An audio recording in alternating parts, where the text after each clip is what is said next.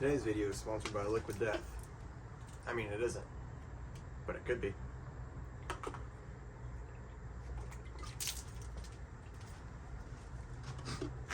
I think that went up my nose.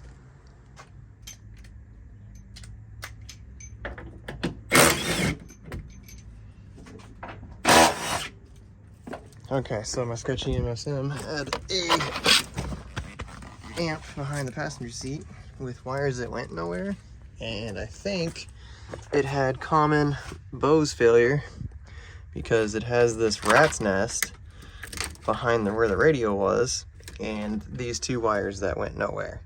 So I think at some point someone tried to fix it with a different amp to run the speakers, and then that probably failed at some point, and it looks like they tried to go back to factory because of all of these now. Or they're the rear ones, I'm not sure.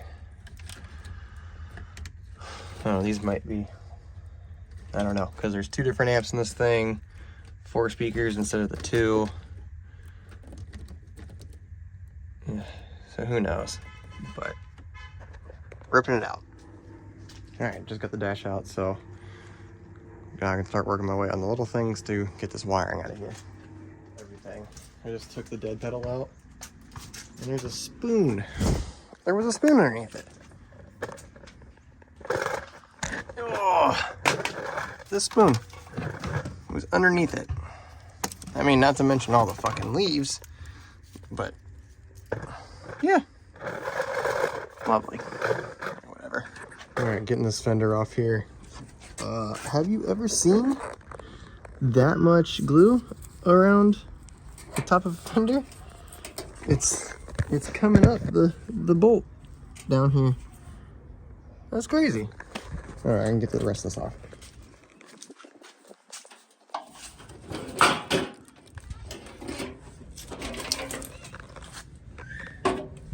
Gross.